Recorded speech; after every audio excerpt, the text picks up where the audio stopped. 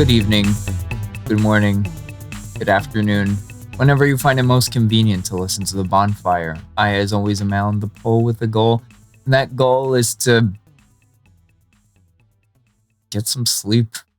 It's probably my only goal this Labor Day weekend, honestly. This is going to be like the thing that he says for like the next year at least, and maybe like 5-10 years if we keep on going that long. I would say maybe for the next year, just sleep. Because I, as always, am joined by my lovely, jubbly co-hosts, DJ.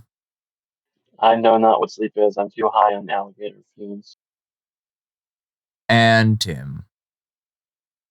I'm trying to come up with like a hugs, not drugs equivalent of alligator fumes, like something that you should do instead of alligator fumes, but it doesn't really come to mind. So let's just move on. I think it's just eluding you. You can't escape the alligators. They fart everywhere. So is that like the traditional Florida dish of like cooking alligator meat in Mountain Dew on top of the radiator of like an old Ford truck that won't actually like propel itself, but somehow the engine still gets hot? Well, that, and you don't forget the bath salts. That's just implied. That is like the it's like salt or pepper or ketchup. It's like the seasoning that can kind of go on pretty much anything. Salt, pepper, garlic powder, onion powder, bath salts, cocaine, you know the drill. There's Nutella in Europe. There's bath salts in Florida. Meh. All right. So, we only have like one little bit of news, I guess, and this comes from our own Alex Calabrese. He was able to talk to Chihos as of late, and one thing that Chihos said was, "It's not a secret that I feel real comfortable here, and that my whole family feels really comfortable here. At the end of the day, the only thing I can control is what I do on the field. I think I'm a player who always gives his best for the team and this club. But in the end, the front office will decide what's going to happen with this roster at the end of the season. We'll see what the future brings, essentially. And that it's out of his hands. In terms of basically what his future here is at the Fire. Chihos right now is, I think, the highest earning non-DP, I want to say. So that's probably the big question. Well, no, because of making more. Yeah. And I believe that Sahlquist may be making more as well. No, Sahlquist is barely above. No, Sahlquist he's way less expensive than I thought he was going to be. You're right. I don't know why I thought he was what I initially thought he was going to cost, even though I should have known better. When a player says that, it's always a little bit of column A and column B. They have, in conjunction with their agent, like a discussion about what they think they should be earning at this stage in their career and stuff like that. And I mean, I believe that Rafa Chihos could be a good player in MLS and for the Fire next season. I don't think he would be at his current wages, and it always becomes a question of like, how do you bridge that gap? And the other thing is like, who is helping to bridge that gap with Georg Heitz leaving, and how much do the remaining people that are believe that they're sticking around or that are just in place for now feel empowered to make those decisions versus thinking that it's their responsibility to give Heitz's successor as much flexibility as possible. And like, you can see arguments on both sides, right? Like, you can see the argument that like, you've got a player that is committed to the team, that's been a good player for the team, former captain, and other side of it, like a guy who is out of contract and like you could get that roster spot back, right? But yeah, read Alex's full piece on minaret97.com for more of that. And Patrick McCraney, by the way, talking about Rafa Chihos getting comfortable. Back when he was writing for Hot Time in Old Town, around when Rafa arrived, a few months later, caught up with him and had an interview with him where he discussed things, including the fact that he bought an all black like Ford pickup truck. So like when Rafa moved to America, Rafa moved to America. He basically sat down and said, "I am now." He didn't go full Chicago. He went just basically full Indiana. America. But yeah, like it will be interesting to see who moves on and who doesn't. And again, like it's just more complicated by the fact that there isn't a clear individual person making those decisions right now. Nope. It's all up It in is the air also right now. probably the biggest thing that might be indicative is he's also one of the few senior roster slot players out of contract. I think the only other right now is the last sitter. Yeah. Well, and Aragoni, but Aragoni has option years on his contract, I believe, having just been signed. I can look it up really quickly, but he is. I don't. I should. He's options because he's the loan. So once if they exercise it, it'll be through 26. I want to say. Yeah. And I believe that you're right now that Shaqiri is gone. Fabian Herbers is the other one. Yes, Fabi. Which that's a whole other issue. So we could have a lot fewer Germans on the team next year, or a lot more Germans. We don't know. Nope. We don't know. I mean, Thomas Mueller in the Fire. That'd be fun, honestly. Thomas Mueller in the Fire doesn't sound like a bad like 1950s like swing band name. Thomas Mueller on this. Yeah. Okay. But yeah, everything is very much in the air right now. There's not a lot of concrete, I guess, solidified. Right. That in terms of this team. So the only other, I guess, news that we have is that on the day of recording, it is Frank Klopas' 58th birthdays. So happy birthday to our current head coach and Fire legend, probably the guy that's been the most involved with this club since the formation, honestly. He is the OG fireman, so yes, happy birthday to him. Yeah. The US Open Cup had I think the first like happy birthday post on Twitter about it, which of course Frank Klopas probably didn't see because he doesn't really have social media. But I think he has a Facebook. I don't think. And an Instagram. I think his wife may have some social media. Maybe she found it for him and was like, look, the US Open Cup's wishing you happy birthday. And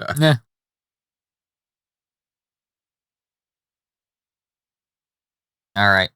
So I guess it's time to talk about the game. Right?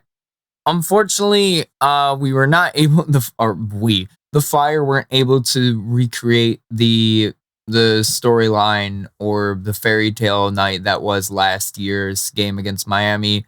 Although they were able to recreate the scoreline. They were able.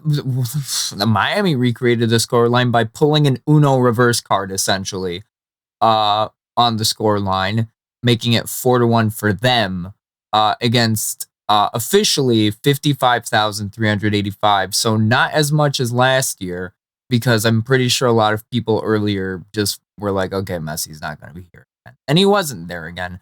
I was told that he was actually I don't know, was he in Chicago? Because I had people telling me he was in Chicago, that he was in the stadium, but I don't know. But I think another thing that was different this year is that you had more ex-Barca players of Sergio Busquets as well as Luis Suarez on the team. So I guess people were also there for that. It was the second game in a row where it felt like once again the Fire were the away team in their own home. So early on when the Fire looked like they were playing pretty well, one thing that I did notice is like a lot of the people that ended up cheering for Miami in the stands looked like they were persuadable fans. Like they were arguing for calls and stuff like that. And, cheering when it looked like the Fire like could have been, getting close to an opportunity on goal and stuff like that. So I honestly think that like a lot of the people there, like there's not very many diehard Miami fans that were coming, right? No, but there were a lot of definitely, I guess, people that were there for Messi, especially the kids. When Sector Latino and the other musicians were doing the caravan towards the stadium, and we started doing our Fire dun dun dun chat. Some kids started going Messi, boom, Messi, and we were just like, what? So That was interesting. And then when we got inside the stadium, we got like some eyes from kids and like them pointing to their Miami shirt or their Messi on the back. And I stopped playing and I was like, where's Messi? Like, there we go. I'm arguing towards kids. Yeah. But I mean, like we saw this last year though, right? Like how many people that were wearing pink ended up jumping up and cheering for the Fire? True, though there was not a lot of jumping up and cheering for the Fire at this game, unfortunately. From anyone. No.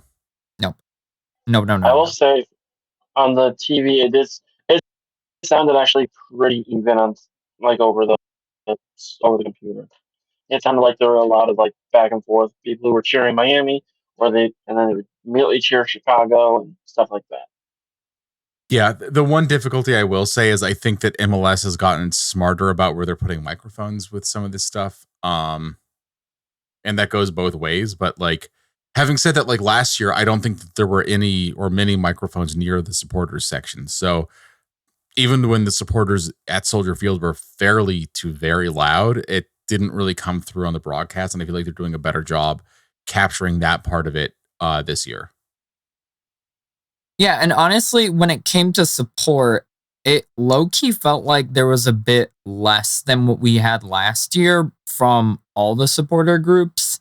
I felt like a lot of people were just like expecting the stadium to be majority like Miami, or that the supporter section was going to be mostly just families or friends that are going to just stand/sit for the most of the game. So I feel like the energy even for this game was a bit low on that end, but yeah. Well, the other side of it is you got to look at the standings and stuff like that coming into it, right? Like, so No, what of course. were the Fire's realistic expectations from this game? And like, if you're, FC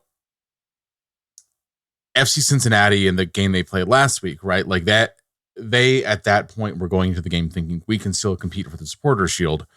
And if you're a fan, you look at that radically differently, right? Like then looking at like, maybe we could sneak past these guys and that helps us maybe fight our way into a postseason spot for the first time since, time immemorial almost.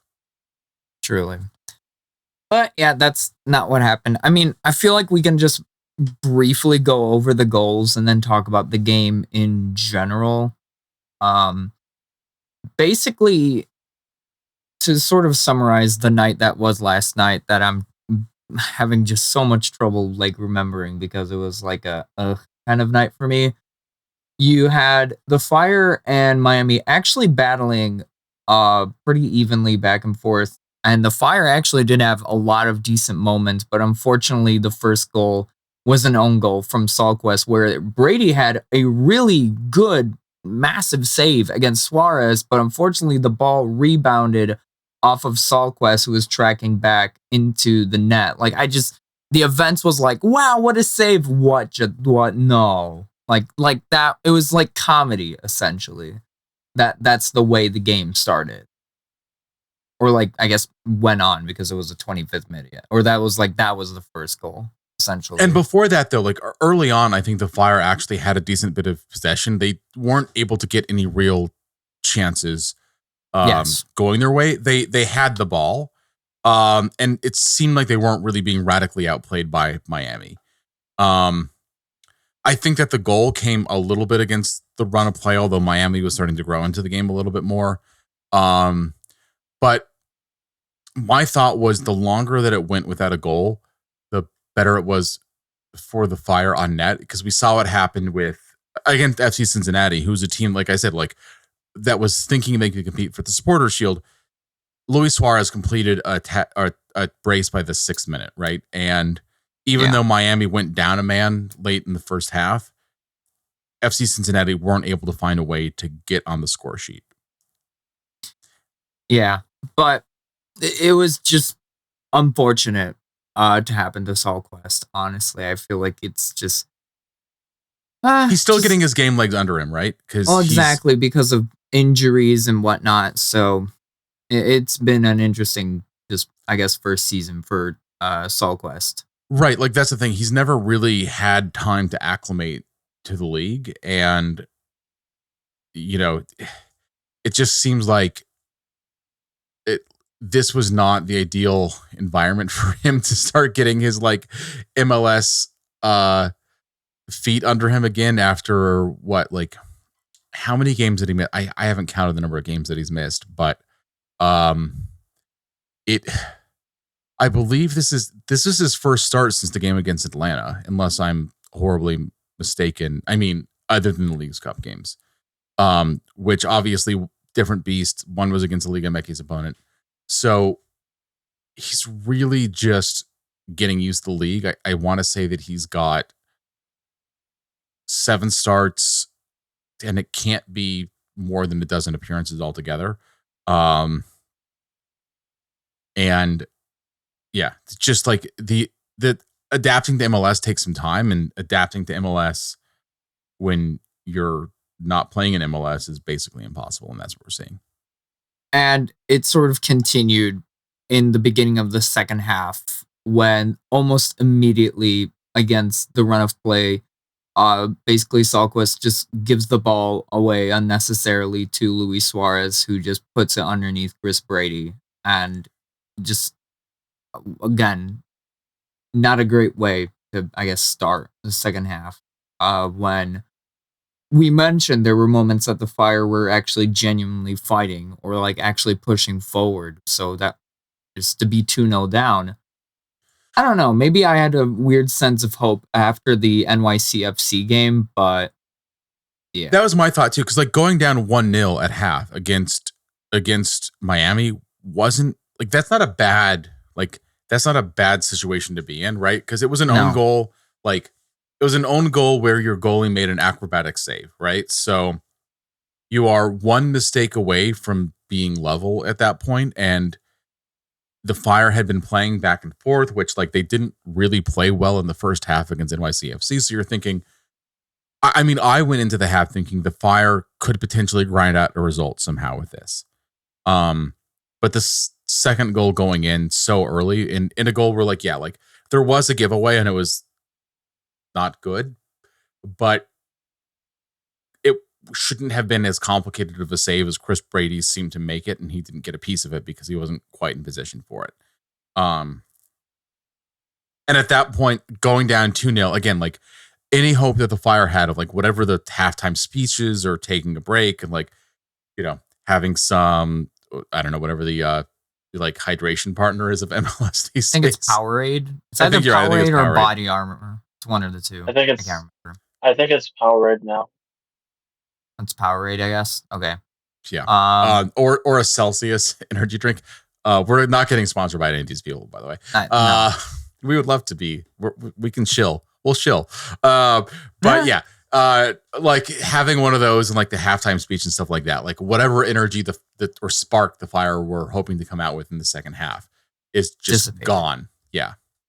Gone, reduced to atoms. And it was a very similar thing where as they kept playing on, it just felt like they were just caught off guard constantly. Or there were a few other chances where Miami just pushed out on the break, and it was either just a miss or a stop by a last minute player stop or Brady stop that saved it from being worse. Unfortunately, 65th minute, Luis Suarez gets his brace off of a free kick where once again the team just wasn't ready. Honestly, no one was in position. No one was marking him. The team simply wasn't fast enough, right? Like no one, and this is one of those things that, you know, when the Fire were getting chances going the other way, it constantly felt like Miami had more than like they had more than 22 Miami like legs in Miami shorts in the box. Like they were always able to get a block. They were always able to get someone's toe on it or something like that. Or ahead. Or ahead, or so something, like, right? But when the Fire were like defending the other way, it felt like it was a couple of guys in red in a sea of like black with pink piping, or like one or two pink shirts, like or black shirts and pink, like way ahead running and having to, and then like 2-3 Fire players having to sprint back in order to like stop something from happening. So, yeah. And now Luis Suarez, because of that brace, is 1 goal behind Chicho Arango and Christian Benteke atop the MLS Golden Boot race. Yep. I mean, there was a Fire goal, thankfully, and it was a good goal, honestly. It was a cross from Acosta on the right side to substitute. Kutsias came on. He got the goal. Of course, his shirt was tucked in. So that actually really did put energy back into, I want to say, the fans and the game. This was the 82nd minute, but for some reason, we felt like there could be something maybe a la NYFC where we pull a result back, especially like how we mentioned that the Fire were trying to push it. Unfortunately, that was not happening at that point. And then the 93rd minute happened where once again, the Fire were just caught off completely flat-footed. Campagna and Robert Taylor just took full advantage to make it 4. So, and Leo Campagna honestly probably would have had a decent chance. He made the selfless decision to slot it to Robert Taylor. And at that point, like, there's nothing that Brady could do while still being in human form, right? Like, you'd need to be some kind of a god or something, have superhero abilities to stop that. Yeah. And it is rough because, like, I think that you're right. Like, I think that when Kutsi scored that goal, it felt like maybe the Fire could somehow get something. And like, they have gotten 2 goals late in matches at Soldier Field this season. So like, being down by 2 in the 82nd minute, like, hasn't always been a death knell for this team. I just love, by the way, Kutsi's reaction when he scores the goal. He is like running to pick the ball back and back out of the net and just like get it to the official to get it back in play. Like, and he's like running his arms up, like, come on. He's like calling his teammates to be like, look, let's get back. Like, look, let's get ready for the kickoff. Let's get this to happen. Yeah. So just at least he had that energy and I guess that urgency to make something possibly happen. But unfortunately, and last good thing about Kutsias, who I think had a pretty good game, 3rd goal in 4 games for him. Yeah. So no, Kutsias definitely has shown something for himself in the last few games. I may not have said it on the pod, but like I was close to saying that. I mean, I have said to people, I don't know if I've said it here, but I was close to saying that he was one of many examples around the league, not just with the Fire, of a U22 signing like misfire, basically, where you sign a guy that is not really ready for MLS in one way or another. So it's a project. And if you don't develop the project the right way, then it ends up being a failure. And like, this wasn't the right environment for him. And therefore, like, he hasn't been successful. He has looked a lot better of late. Sometimes they just need a bit more time to cook, I guess. Yeah, and he hasn't been in MLS that long. I mean, like, yeah, and he has to keep his shirt tucked in. So that's something. Other points of interest, Ariel Lassiter made his debut. He wasn't able to do that in the previous game against NYCFC because of yellow card accumulation that transferred over. So he made his debut, and I think against the MLS equivalent of the Harlem Globetrotters, he had a pretty decent game for the minutes that he had, honestly. Honestly, I think that's a good way of putting it. Like, I know we were talking pre-match about this, but like, these Washington Generals, I thought, looked pretty good. Yeah. And because, as you mentioned, before we started recording, we were talking whether the Fire or certain players played good or whether they didn't. And I was sort of like, this was probably one of the most frustrating games to watch, or I guess from this Fire side. But then you remember, this is Inter Miami, which I make the reference to as MLS's Harlem Globetrotters because of the fact that there's so many players there that are willing to, like, so many good players, like top level players who aren't DPs and willing to take pay cuts because it's Miami. It's in that whole project with David Beckham and whatnot. So, and they've signed a lot of young players, like both before and after Messi arrived too. Right? Yeah, they like, it's not just Messi, and I think that just saying that, but your point's well taken. Yeah, Yeah. So there's essentially, and I saw a lot of people saying this on social media as well, that this is just an overpowered team at this point, and in the situation that the Fire are in, especially just now at this late in the season, it's we were just hoping and I think for that's there to why be you a were good frustrated. game. Like, I think Yeah. that's part of why you were frustrated, because it's one thing to feel like your team doesn't show up.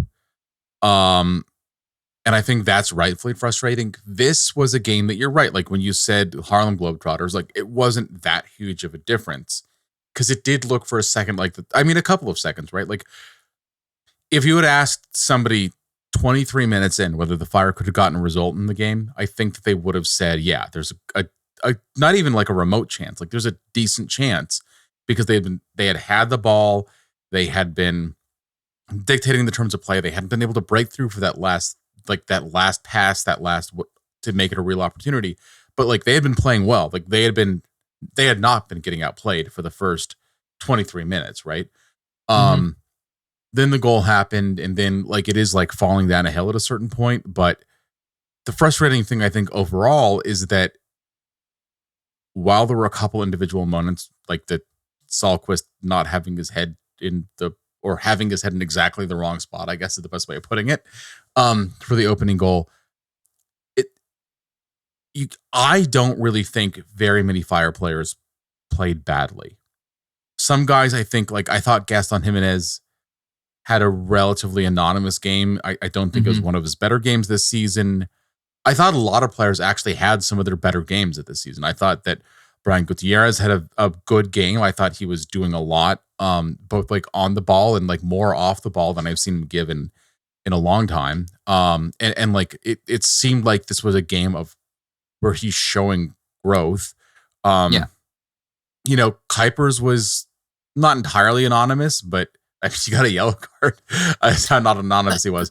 That was another thing that there were a lot of refereeing decisions that were, especially in the beginning of the game, it seemed very, I don't want to say against the Fire, but it did seem, it was a very frustrating. There were a lot of apparent fouls against the Fire that were not called, or what looked like they could have been yellows that were that were called as like it was like a drop ball, free kick, something like that. Like everything seemed minimized for the Fire, and so early on, that's frustrating if you're watching the game as a fan. But in my mind, I was thinking, okay, so like this ref is just it's going to be a let him play kind of game. Yeah, and like big picture, a let him play kind of game typically helps the team that doesn't have like the big name stars, right? So that was like, you know, the fact the Fire had momentum and that was happening was frustrating.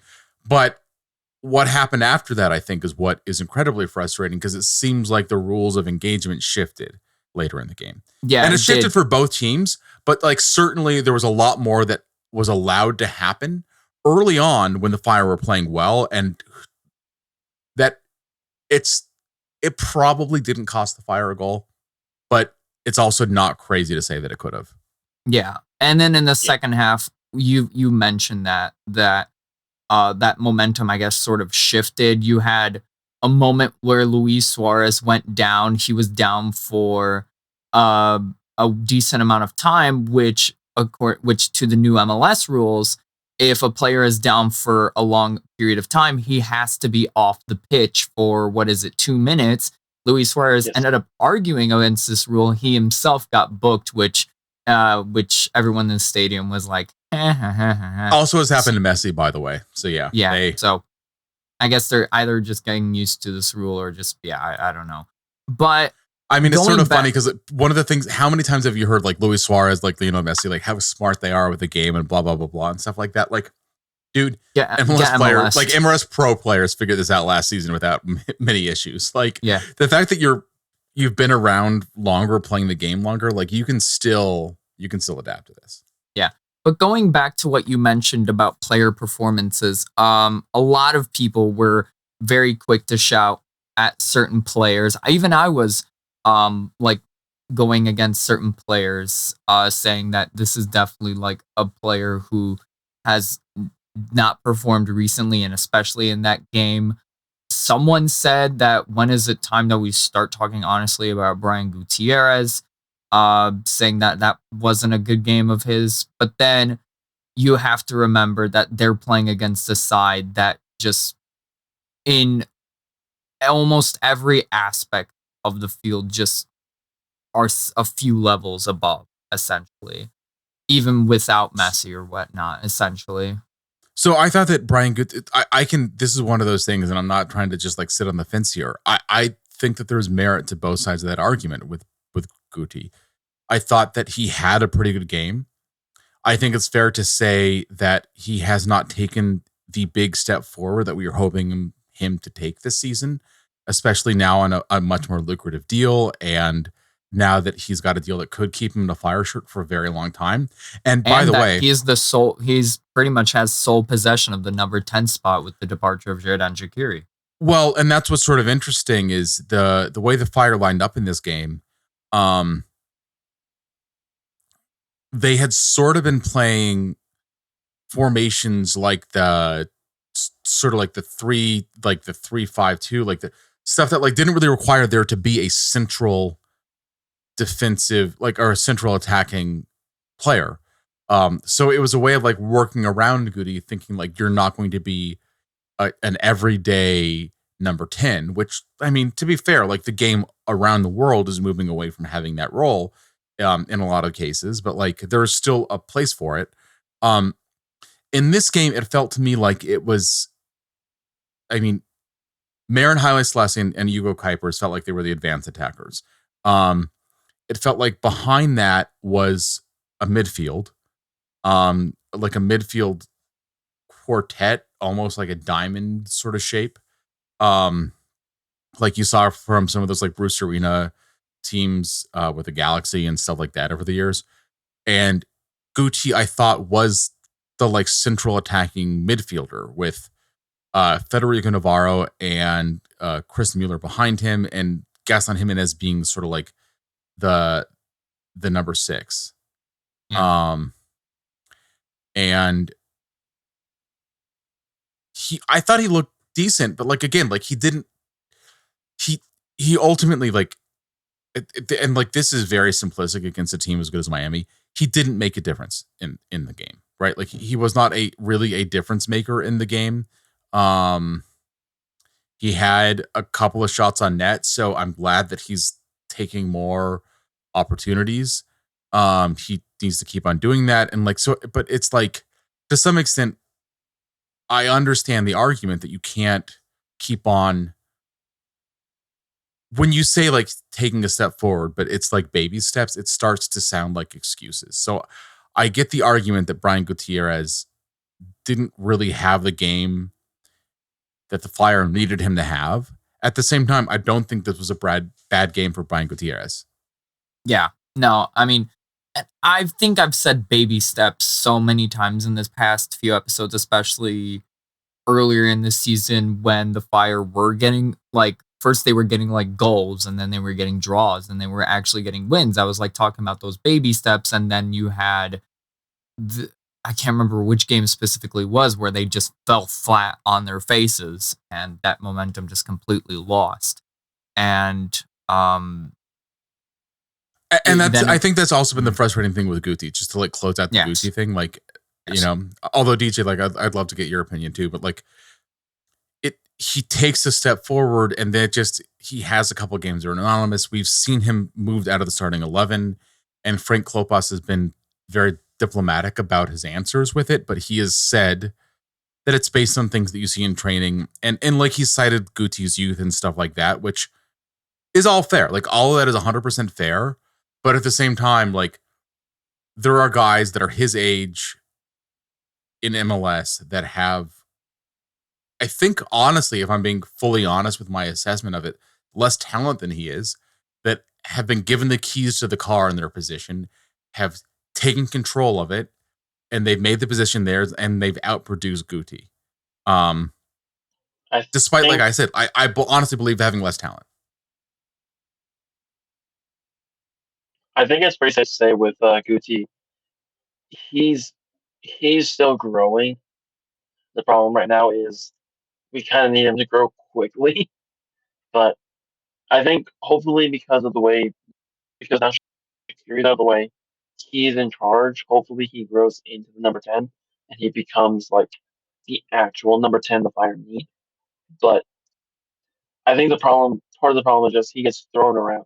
He's been thrown around in almost every position up top now over the last 3 seasons. So hopefully now they give him the keys, he can grow into it. But yeah, this game, I think Gucci just wasn't. He didn't have a bad game. He just wasn't as important as he should have been, basically. That's a great summary of it, I think. Yeah, good on.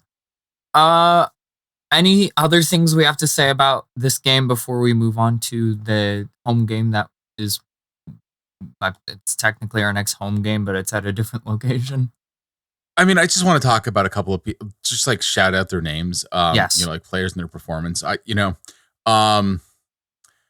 thought that Federico Navarro looked good. I thought that he looked, again, like one of the two U22s on the pitch along with Kutsias later, but he looked like, although I guess they were never on the pitch at the same time, but like you get my point. Like of two U22s for the Fire, I thought had really good games. And the problem is we see a good game like this and we're like, okay, great. It's like you're expecting it to be like the door is open, but then the door just closes again on you. I thought he had a pretty good game. I thought coming off the bench, Kellen Acosta had a good game. Like one of his better performances I think that we've seen in recent weeks, where he's had some that are just like kind of anonymous. Ari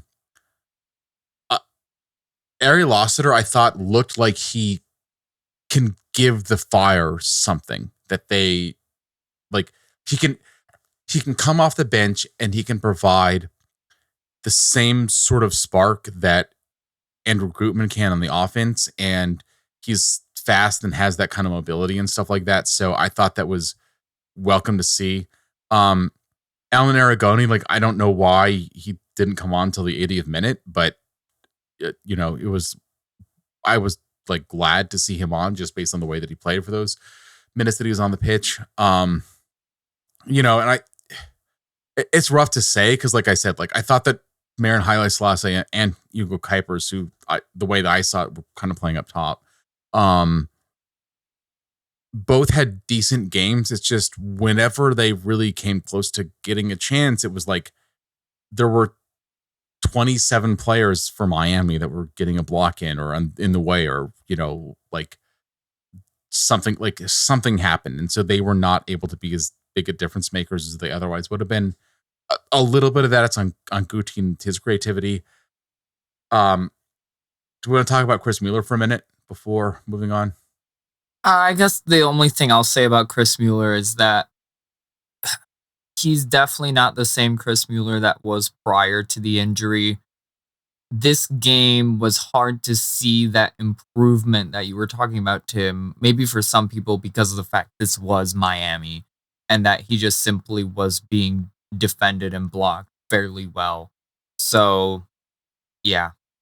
But yeah, I mean, Mueller was going up against Jordi Alba. So, oh yeah, they were facing off against each other, right? Like that, like when the kickoff happened, like they were like staring at each other, like they were sort of like the opposite midfielders.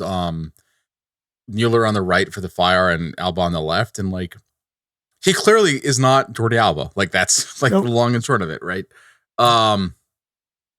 But the other side of it is, like I said, like I think that for Chris Mueller in 2024, I think that he had one of his better games for the Fire this year.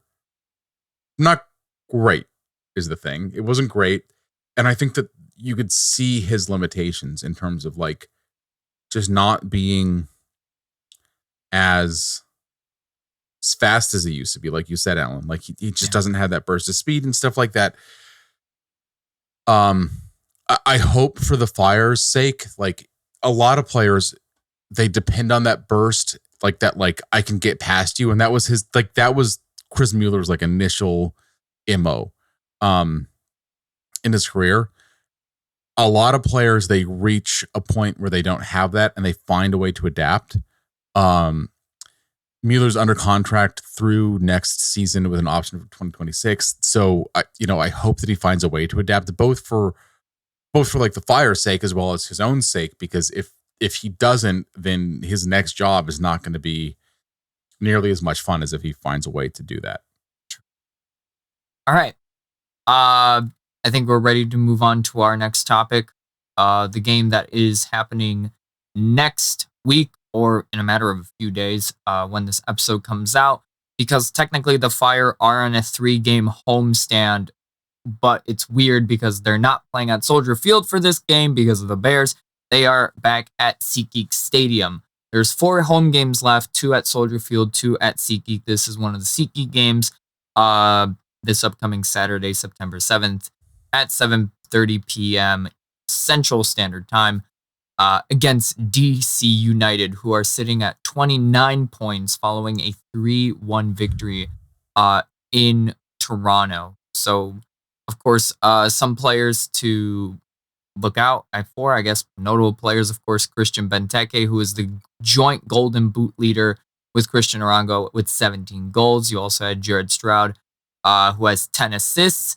A lot of players were unavailable against Toronto. 1, 2, 3, 4, 5, 6, possibly. How many of those are still going to be unavailable this upcoming week? We'll see. And note, as I said, that the game will be happening at SeatGeek. So if you pull up to Soldier Field and notice no one's there, that's why. And Rafa Shihos will be unavailable due to yellow card accumulation. So, yeah. This kind of is a must-win for the Fire at this point. Yep. Just a major must-win. I mean, right, just because with where the numbers are, I mean, the Fire are already 5 points out of a playoff spot. And it's not that you've got to make up 5 points, it's that you've got to be 5. They're tied with New England, who have 2 games in hand, and Nashville with 26 points. You need to be better than every team below you. I mean, because there's no team, they don't have points on anybody. So you need to be 5 points better than everybody else, plus get a tiebreaker, which the Fire are unlikely to get. So really, you need to be 6 points better than everyone else, at least up to Atlanta to get to 9th. Like, Toronto in 8th is still a gettable spot, and I think that a lot of us are sort of wondering, like, is the John Herdman, like, carriage gonna pumpkin between now and the end of the season? Because that's sort of what happened with the Canadian national team, and it seems like as a vibes coach that has limited tricks in his bag. Like we heard, again, that's the story that happened with the Canadian men's national team. And this is his first club job ever. So again, like there's reasons to be suspicious, but like it seemed like the Philadelphia Union, who are currently in 10th place, 1 spot out of a playoff spot, kind of are working their way in. They played really well in the Leagues Cup. They almost made it to CONCACAF Champions Cup spot by making it to the 3rd place game and eventually losing, but like making it close. DC United, again, like they're just a couple points out. If DC United wins, they're on 32 points. The Fire would still be on 26. And that is just a huge gap to close, keeping in mind that like by that point, Atlanta could be on 34 points and Toronto could be on 36. Yeah. So, it's now or never, I guess. With 4 home games, 3 away games left in the season. I said this on Twitter, but Fire, unfortunately, right now are in the position where they can do a lot of the winning if they are able to, but they really need other teams to get certain results. And in the last few seasons, that is not a thing that happens. Yeah. Although, again, like the thing I think that was frustrating last year was they really had the destiny in their hands in the last couple games of the season and didn't seize it. Now, I mean, again, reasons to think that there could be some play for the Fire. Like, if you look at who teams above them are playing, Atlanta United have matches against Inter Miami coming up in September. The Red Bulls twice, I believe. Like Orlando City, who look like, I mean, and that's been like that's like a regional South rival that like they've not it becomes a bigger game because of that. Nashville again, so like, but the problem is like Nashville becomes, if Nashville gets points, it doesn't help the Fire, and if Atlanta gets points, it doesn't help the Fire. And like that, those kinds of combinations are starting to really work against the team. Still though, if the Fire can make it to the point total they hit last year, they actually have a decent chance of making the playoffs. The problem is it looks like hitting the point total they hit last year is getting out of reach. Mm-hmm. Yeah. So do we have any... Fire won, Oops, please. even if the Fire won every home game for the remainder of the season, they'd only be at 38 points. So the thing that I'll say right now is like the like back of the napkin math that I've got has the Fire like around a 10% chance of making the playoffs. They are mathematically not capable of making it higher than fourth at this point. And that number could close considerably in the next week, based on results around them and stuff like that. So a lot of optimism too. Well, no, I mean, like, look, it's a bad hole, right? Like, it's a bad hole the team have dug themselves into. Now, it's that falling off the cliff and then digging ourselves into the hole that we've been talking about in the last few episodes. Now, again, like the Fire, like do have a good chance of like making the playoffs if they're able to grind out results, but that's been the issue all season, right? Like if they had gotten results against the Revs when like it seemed like the Revs couldn't like tie their shoes properly, they would have 5 more points right now, and that would be enough to put them level with Atlanta on points. Like the losing to Miami is not the issue. It's the way that the Fire have not gotten results that seemed like they were gettable for the Fire, right? Yes. Absolutely. Like right now they're in 14th in the East. They going into this game against Miami, they had 4 teams below them in the standings, including 3 outside of their conference because they were 14th in the East then. And they had managed to lose to all 4 of them. And those teams were New England, San Jose, who seemed like they really do want to win the wooden spoon. But it was San Jose, St. Louis, Sporting Kansas City, and again, New England. The Fire somehow managed to lose to all 4 this year. Despite beating teams like Cincinnati and despite like they played decently against Columbus in both matches, stuff like that. Right now, the only teams that the Fire are ahead of on points it's literally just San Jose. Ahead of in the standings, they're ahead of Nashville on tiebreakers. They haven't played Nashville. There's 2 games coming up against Nashville. But they again, like it's like getting results against teams that you look like you're at least on even footing with, right? And that's been a problem for the team all year. Yeah. All right, gentlemen. Do we have a score prediction for Fire versus DC this Saturday at SeatGeek, at the Geek of the Seat? Do we think that it's at SeatGeek means that it's going to be more of an MLS 1 or 2.0 result? Yeah. That's low key what I was thinking. So I'm sorry, DJ, you said something and I didn't quite hear it because the audio was delayed a second. Oh, I said Fire 3-0. 3-0. I like it. I'm gonna say. I'm gonna go ahead and say 2-1 Friar. I feel like it's going to be inevitable that Benteke gets his aerial goal or whatever, but I feel like we can, especially at the Geek, old school, just get a result. Yeah, that was actually going to be my guess too. It just seems like, again, and if it doesn't happen, it is very hard to see a situation where the Fire do anything this season. There's just too many teams that have points ahead of them that they don't play. With at that point, there'd be 6 games remaining. Yeah. All right. Any other last points of wisdom for our listeners, our lovely men, women, and they thems of the Fire in red?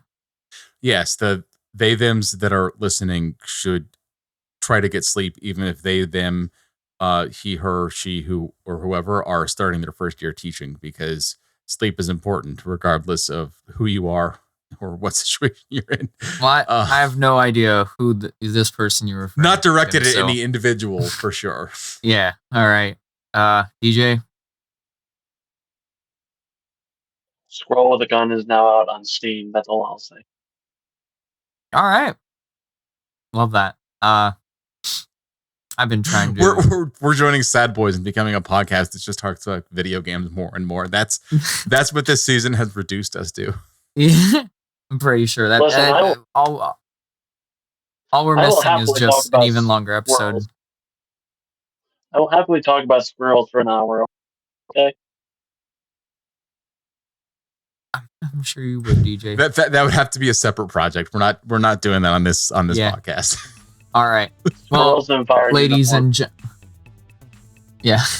All right, ladies and gentlemen, and they thems of the Fire. Thank you so much for listening to this episode of the Bonfire. Hopefully you enjoy your Labor Day weekend as well as the week that leads up to this game against DC United. I, as always, have been on the Pull with a Goal, joined by Tim and DJ. If you haven't, there's like 4 games of the season, but if you still haven't followed the social medias, you have to. This is your homework. MIR97 as well as at MIR97 Pods for the main and the podcast account. Remember also meninred97.com for the website for the articles, including the article we talked about on Chihos, and all other information Fire related. So, from now until forever, come on, you men in red.